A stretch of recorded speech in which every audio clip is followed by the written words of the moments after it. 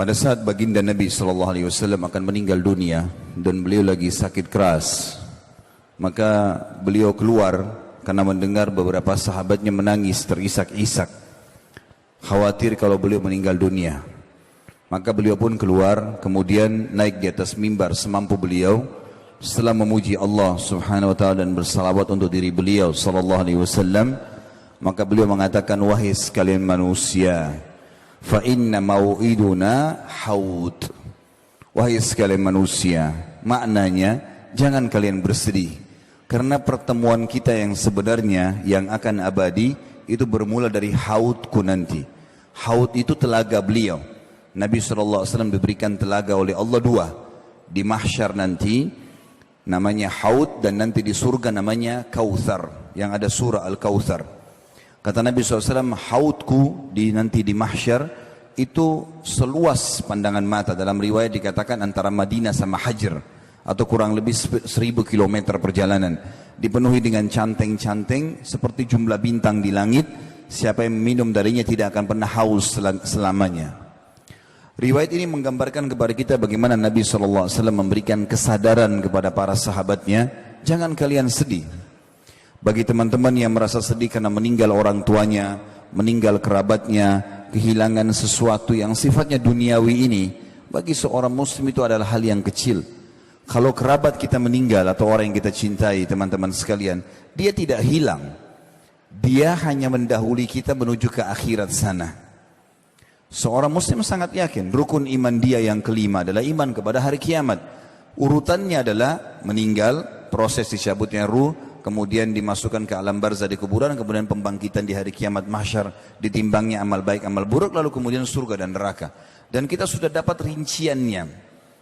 Kita sekarang di duka bumi ini setiap saat ada buku, sudah terjemahan bahasa Indonesia cukup banyak berhubungan dengan masalah surga. Apa saja berhubungan dengan surga itu, dari tanahnya, dayang-dayangnya, istanahnya, makanannya, minumannya, semua terinci. Kita sudah punya bocorannya. Dan neraka dengan siksa yang paling rendah sampai yang paling berat pun itu juga sudah diceritakan semuanya, sudah ada gambarannya. Maka seorang muslim sangat faham ada akhirat. Berarti orang-orang yang sedang kita cintai meninggal dunia itu, mereka sebenarnya tidak hilang, tapi mereka hanya mendahului kita saja. Saya punya menghadapi ada ponakan saya di kota Makassar sini, umur 19 tahun, meninggal dunia, subhanallah. Sore hari, dia aman-aman saja, lagi ngantar kakak saya kebetulan, kakak kandung saya sendiri, ibunya, itu diantar pergi ke tempat kursus adiknya, kemudian rupanya dia pulang, dia sholat maghrib di rumah, lalu kemudian temannya telepon, minta dijemput di bandara Makassar. Dia keluar, habis sholat maghrib, begitu keluar dari pintu tol Makassar menuju ke bandara, ditabrak oleh mobil besar, truk, meninggal dunia di tempat. Tidak ada satupun kerabat yang tahu ini berita. Meninggalnya maghrib sekitar jam 6 sore, nanti jam 12 malam baru kami tahu.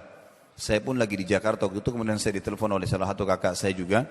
Kalau ponakan kita sudah meninggal, saya ambil pesawat pertama dari Jakarta, habis sholat subuh, ke Makassar. Begitu saya tiba di Makassar, di Panakukang Mas, tempat beliau. Kemudian saya masuk, kerabat sudah mengatakan, kakakmu ini dari tadi malam gak bisa tidur, gak makan, selalu bangun, pingsan lagi, gak ada keluarga yang bisa hadapin. Maka saya dudukkan kakak saya bilang, kak duduk sebentar. Begitu beliau duduk, dan saya bilang, kebetulan anak ini bernama Hamdi, rahimahullah, sudah meninggal, ponakan saya. Lalu saya mengatakan, kalimat pertama saya, Hamdi ini tidak hilang. Itu bahasa saya pertama. Karena pemahamannya, kakak saya memahami anaknya sudah hilang. Hamdi ini tidak hilang. Kok bisa? Dia tiba-tiba duduk, lalu dia mengatakan, kok bisa? Bukan dia sudah meninggal? Saya bilang, iya. Sebagai seorang muslim, kita yakin dia tidak ada di depan mata kita sekarang, walaupun sudah dikubur, tapi kita sangat yakin akan bertemu di akhirat. Tidak mungkin tidak. Orang-orang yang meninggal terlebih dulu, seperti ibu kami sudah meninggal. Ada paman kami namanya Fulan, saya sebutin. Nama paman kita si Fulan, nama tante kita si Fulan. Meninggal dunia semuanya. Toh juga mereka sudah menuju ke akhirat. Dan kita sedang menuju ke sana. Saya sama kakak pun ini sama-sama. Asal tiketnya sama, iman dan amal soleh nggak ada masalah. Maka akan ketemu di sana. Dan itu kita yakin sekali. Sebagaimana dunia ini ada kehidupan akhirat di sana. terbaik kita kerjakan sini, kita akan panen di sana. Faman ya'mal mithqala dzarratin khairan yara. Siapa yang buat seperti biji sawi dari kebaikan, yarahu, dia pasti akan diperlihatkan atau melihatnya. Wa may ya'mal mithqala dzarratin syarran yara. Kalau diberhentikan bacanya yarah, tapi kalau dibaca langsung yarahu. Siapa yang berbuat seperti biji sawi dari keburukan, pasti dia akan temukan dan dilihat atau diperlihatkan kepadanya. Alhamdulillah setelah itu beliau jadi faham masalah ini. Juga teman-teman, itu bagi orang yang kehilangan kerabat. Kalau ada kehilangan benda, materi, seseorang kalau yakin adanya kehidupan akhirat, jadi ringan buat dia. Karena dia berpikir, oh, orang ini sekarang ambil benda saya tagih dia nggak mau kasih. Saya akan ambil di akhirat. Tidak ada sesuatu yang luput. Seorang muslim akan sangat tenang. Karena dia yakin ada hadis Nabi SAW, maka apakah kalian tahu siapa orang yang bangkrut? Kata para sahabat, ya Rasulullah, orang yang tidak ada dirham dan dinarnya. Bisnis bangkrut. Kata Nabi SAW, bukan. Itu kecil. Yang bangkrut sebenarnya adalah yang datang pada hari kiamat, membawa lengkap pahala solat, pahala puasa, pahala zakat. Tapi ya, dia datang dari satu sisi pernah mencaci maki orang ini, pernah memukul orang itu, pernah mengambil haknya orang yang ini. Lalu mereka datang menuntut pada hari kiamat. Dan pada saat itu diberikanlah pahala-pahala dia kepada orang-orang yang menuntut ini. Kalau habis pahalanya, sudah dibayar-bayarin utang dia, gitu kan. Kesalahan-kesalahan dia selama dunia tidak sempat dia minta maaf, maka akan diganti, akan diberikan dosa-dosa orang-orang yang menuntut dibebankan kepada dia. Maka dilemparlah dia ke neraka sejauh timur dan barat. Seseorang muslim sangat yakin teman-teman sekalian, kalau ada hak kita yang sedang diambil oleh orang lain, kita sudah minta di muka bumi ini, tidak juga bisa kita dapatkan, dengan cara dia memanipulasi data-data tersebut, tetap kita akan panen dalam bentuk pahala pada hari kiamat. Hasan Basri rahimahullah pernah dicaci maki dan digibah oleh seseorang. Lalu kemudian dia baru mendapatkan satu tangkai kurma yang sangat segar. Kemudian dia antar ke rumah orang tersebut yang menggunjing dia. Diantar ke rumahnya. Lalu kemudian dia mengatakan, ini balasan terhadap kau telah memberikan kepadaku pahalamu. Maka aku ganti dengan kurma ini. Seorang mukmin tahu betul tentang ada kehidupan akhirat dan membuat dia tentram. Benda apapun luput tidak ada masalah. Terlebih lagi kalau kita fahami lebih jauh lagi, kalau ada sesuatu yang kita harapkan dan belum kita dapatkan, berarti belum rezeki kita. Hasan Basri berkata rahimahullah tentang masalah, kenapa anda bisa zuhud di dunia? Bagaimana bisa anda ini selalu akhirat targetnya? Dia mengatakan, karena saya sangat tahu kalau Allah telah membagi rezeki dan tidak akan pernah rezekiku diambil oleh orang lain. Gak ada ceritanya orang lain makan kemudian itu berarti punya saya yang diambil sama dia. Memang sudah rezeki dia. Dan aku selalu senang karena aku taat dan aku selalu patuh. Karena aku tahu amal solehku tidak akan dikerjakan oleh orang lain, maka aku sibuk beramal soleh. Dan aku yakin Allah Tuhanku mengawasiku, maka aku tidak mau bermasalah karena dia melihatku. Dan juga aku tahu kematian sedang menungguku, maka aku pun punya persiapan untuk menghadapinya. Nabi SAW juga mengingatkan kepada kita teman-teman, melalui dunia ini selain kita mengejar prestasi terbaik, boleh silakan cari rezeki halal, pasangan yang baik, keturunan yang banyak, coba kejar, tapi halal konsepnya. Juga kalau kita punya masalah-masalah sebelum menuju kepada kematian, selesaikan semuanya. Nabi SAW waktu sakit keras setelah turun dari mimbar tadi, dalam lanjutan riwayat beliau kemudian memegang tongkatnya sambil berkata kepada para sahabat, siapa yang pernah aku sakiti, maka ini tongkatku, silakan pukul badanku. Siapa yang merasa hartanya pernah aku ambil, ini hartaku, ambillah sesuka kalian. Apa maksudnya? Nabi SAW mengajarkan kepada kita, jangan kau tinggalkan dunia sementara kau punya musuh-musuh. Karena ada hisab hari kiamat. Selalu ada hubungan dengan akhirat. Karena ini ada akhirat, hati-hati. Ada di sana, ya, di mana kita akan dihisab. Kata Ali bin Abi Thalib radhiyallahu anhu, dunia telah pergi. Tiap hari kita berjalan ini, hidup lagi besok pagi, sudah makin berkurang umur kita. Dan akhirat sedang datang. Dan dua-duanya punya anak-anak. Maka jadilah diri kalian anak-anak akhirat. Ingatlah, di dunia amal tanpa hisab, tapi di akhirat hisab tanpa amal. Jadi selalu dihubungkan dengan masalah akhirat. Ingat, yang kau kerjakan sini akan kau tanggung jawabkan di sana nanti.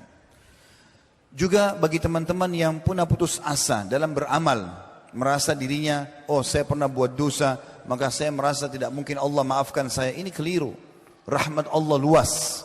Dalam sebuah hadis sahih riwayat Bukhari dikatakan, nanti akan didatangkan orang pada hari kiamat, dihisab oleh Allah subhanahu wa ta'ala.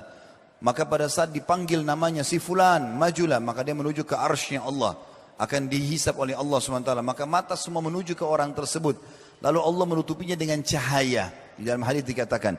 Lalu tidak kelihatanlah dia oleh orang-orang yang lain. Lalu Allah bertanya kepadanya, hai fulan, bukankah kau telah bermaksiat kepada aku di waktu ini? Dia mengatakan iya. Bukankah kau telah begini dan begitu? Dia mengatakan iya. Dia akui semuanya. Lalu dikatakan, apa yang kau harapkan dariku? Kata Allah kepada hambanya. Lalu hambanya mengatakan, aku berharap pada saat kau berdosa engkau memaafkan dan engkau menutupi aibku itu. Maka kata Allah SWT, ketahuilah aku telah memaafkan semua dosa-dosamu dan aku telah terima semua amal salihmu. Pergilah, ambil bukumu dengan tangan kananmu. Maka Allah Subhanahu wa taala rahmatnya luas sekali. Dalam sebuah hadis sahih dikatakan, Allah Subhanahu, kata Nabi SAW, Allah menciptakan 100 rahmat, kasih sayang. Satu diturunkan di muka bumi ini, diantaranya adalah hewan-hewan yang mengangkat kakinya supaya anaknya tidak keinjak, gitu kan? Atau kasih sayang ibu kepada anaknya. Dan Allah masih menyimpannya 99 rahmat pada akhirat nanti. Ada lagi dihubungkan dengan masalah akhirat. Rahmat Allah luas sekali. Orang yang malas bekerja, motivasinya besar sekali dalam Islam. Kata Nabi SAW, di muka bumi ini tanam untuk akhirat. Beliau mengatakan, kalau seandainya di tangan kalian ada bibit tanaman dan kalian tahu besok kiamat, tetap tancapkan untuk mengejar, nanti akan ada nilainya di akhirat. Abdullah bin Umar radhiyallahu anhu pada saat rambutnya sudah putih semua, alisnya putih, jenggotnya putih semuanya, sudah sangat tua, hampir 100 tahun umurnya.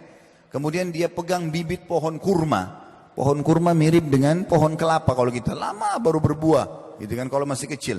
Maka dia pun menancapkan, murid-muridnya lihat, lalu mereka bertanya, wahai Abdullah bin Umar, bagaimana kami memahami perilaku anda ini?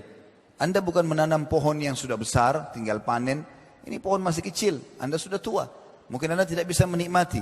Maka jawaban dia sangat luar biasa. Dia mengatakan, kalau tidak saya nikmati, maka akan dinikmati oleh generasi yang datang setelahku. Artinya akan jadi pahala buat aku ini. Enggak ada masalah. Jadi kalau motivasi seseorang akhirat, dunia ini akan dia lalui dengan sangat mudah, ringan bagi dia. Karena dia tahu di sana ada hisabnya. Dia akan terima semua amal yang dia kerjakan. Bahkan baginda Nabi SAW mengingatkan kepada kita, ketahuilah, seseorang dari kalian lebih dekat dengan surganya daripada tali sendalnya sendiri. Dan seseorang di antara kalian lebih dekat dengan nerakanya daripada tali sendalnya sendiri. Gara-gara ada seorang sahabat meninggal dunia di perang Khaybar, kemudian dia baru masuk Islam, baru syahadat. Ya, lalu kemudian terbunuh. Kata Nabi SAW, siapa yang mau lihat penghuni surga yang belum pernah sujud sekalipun, ini orangnya. Baru syahadat lalu terbunuh, gitu kan? Lalu beliau mengatakan, ketahuilah surga lebih dekat kepada kalian daripada tali sendal kalian sendiri. Azan, sholat, makan, minum, pergaulan yang halal. Udah, istiqomah saja, nikmati yang halal, tinggalkan yang haram. Meninggal masuk surga. Buat masalah, gunjing orang, ghibah, ngambil haknya orang lain, ambil haknya ahli waris, ribut, bohong, dusta, menipu, segala macam, mati masuk neraka. Begitu mudahnya orang masuk ke surga dan masuk ke dalam neraka. Dan itu pasti terjadi.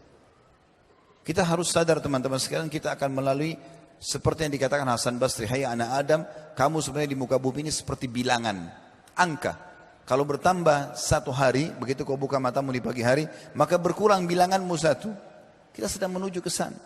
Maka harus kita hisab diri kita sendiri masing-masing. Ya, kita sedang menuju ke akhirat sana. Kita dengarkan bagaimana Nabi SAW mewasiatkan kepada kita tentang masalah perumpamaan bumi ini atau dunia ini. Kebanyakan orang sibuk mengejar tanpa mengenal mana halal, mana haram.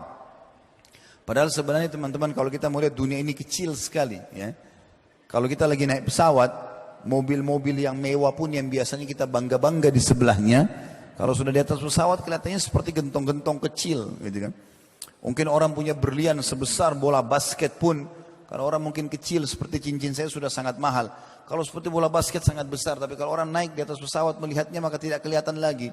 Tanah yang diperebutkan kepada ahli atau dengan ahli waris sampai tumpahkan darah, itu juga kalau kita di atas pesawat kita lihat sangat kecil, nggak ada nilainya.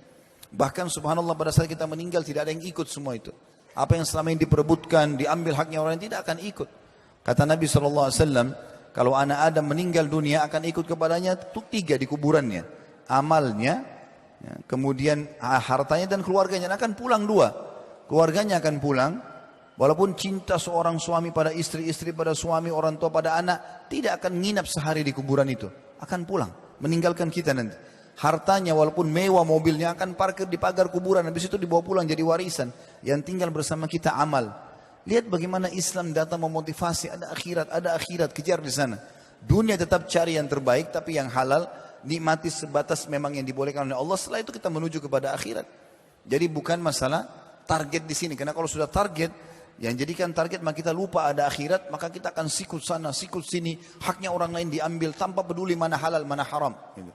Ada orang dari pagi bangun tidur sampai tidur lagi, itu kerjanya cuma cari musuh, cari haknya orang lain, tidak pernah berpikir untuk diri dia sendiri, karena tidak ada fikiran masalah adanya akhirat ini. Dalam sebuah hadis yang perlu kita renungi adalah hadis riwayat Imam Ahmad, kata Nabi SAW, Inna mat'ama ibni Adam ju'ila mathalan di dunia. Ketahuilah, makanannya anak Adam itu dijadikan perumpamaan terhadap dunia ini. Wa in kazzahahu wa mallahahu. Walaupun makanan itu sudah dibumbuhi, sudah ditaruh garam, sudah terasa enak, fanzur ila ma yasir. Lihat nanti jadi apa itu. Tetap akan jadi kotoran. Maka Nabi SAW memberikan perubahan, itulah dunia, seperti itu. Walaupun kita hiasi, kita bagusin segala macam, toh akan ditinggalkan. Toh akan hancur hari kiamat.